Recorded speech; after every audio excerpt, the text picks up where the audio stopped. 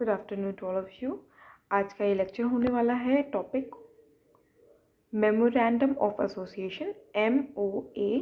Usually हम पूरे lecture के दौरान मेमोरेंडम ना बोल करके MOA का रेफरेंस देंगे। तो यू नीड टू अंडरस्टैंड कि टॉपिक किस पर्सपेक्टिव से हम डिस्कस कर रहे हैं। यहाँ पर हम कुछ पॉइंटर्स बना दिए हैं हमने, जिनके बारे जो MOA को क्लियरली एक्सप्लेन करने में आपके लिए हेल्पफुल होंगे। पहला है कि क्या बैकग्राउंड है इस टर्म को लेकर के, what is the definition of memorandum of association, the purpose of having it, the form, the contents of memorandum and obviously doctrine of ultra vires। तो ये लेक्चर आपका 2 पार्ट्स में अपलोड होगा। पहले पार्ट के अंदर हम बैकग्राउंड, डेफिनेशन, पर्पस और फॉर्म को डिस्कस करेंगे। तो बैकग्राउंड की अगर हम बात करें तो जो मेमोरेंडम ऑफ एसोसिएशन होता है किसी भी कंपनी का, ये मोस्ट इम्पॉर्टेंट डॉक्यूमेंट कंसिडर किया जाता है, क्योंकि ये किसी भी कंपनी की कॉन्स्टिट्यूशन को सेट आउट करता है। ये एक ऐसा फाउंडेशन है जिस पे पूरी कंपनी का स्ट्रक्चर बेस्ड होता है। नाउ जो ये कंपनी है, ये it can exercise only such powers which are either expressly stated in the memorandum or as may be implied therefrom। यानी कि जो कंपनी के फंक्शन करने की आप जैसे लिमिट कह सकते हैं या स्कोप कह सकते हैं, वो MOA यानी memorandum of association he define करेगा।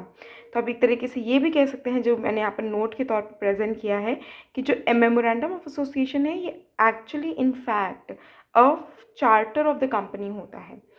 अब डेफिनेशन की अगर हम बात करें तो section 2 clause 56 of the companies act 2013 it talks about the memorandum of association of a company, which means that it is originally formed or altered from time to time in pursuance of any previous company laws or of this act।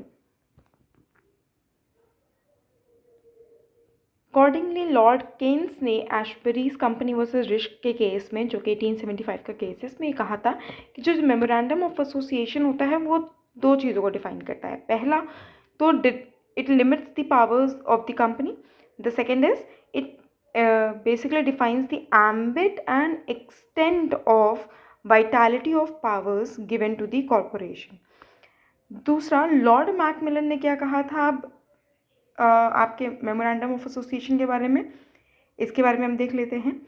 उन्होंने कहा था कि जो memorandum of association है ये company का constitution set out करता है, कंपनी का चार्टर है, ये कंपनी के स्ट्रक्चर को एक फाउंडेशन प्रोवाइड करता है, ये कंपनी के स्कोप, कंपनी की एक्टिविटीज़ के स्कोप को डिफाइन करता है, और साथ ही साथ कंपनी का बाहर के वर्ल्ड से क्या रिलेशनशिप होने वाला है उसके स्कोप को भी डिफाइन करता है।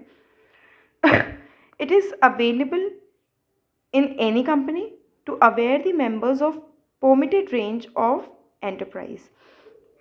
तो ये सारी चीज़ें हैं जो कैरेक्टरिस्टिक्स हैं आपके मेमोरेंडम ऑफ एसोसिएशन की।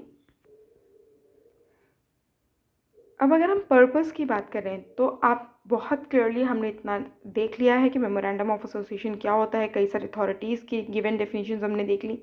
तो पर्पस हम बहुत क्लियरली सेट आउट कर सकते हैं। पहला जो पर्पस होगा वो ये कि जो प्रोस्पेक्टिव शेयर होल्डर्स हैं दे कैन नो, पहला the field in which their funds are going to be used by the company, और दूसरा the purpose of the enterprise so that they can contemplate the risk involve in their investments. अब दूसरा क्या purpose है कि जो outsider हैं जो कंपनी के साथ डील कर रहे हैं वो 2 चीज़ें जान सकें। पहला कि कंपनी का ऑब्जेक्टिव क्या है, और दूसरा कि ये जो कॉन्ट्रैक्चुअल रिलेशनशिप फॉर्म होगा, whether the contractual relationship which they intended to enter into with the company is within the objects of the company or not।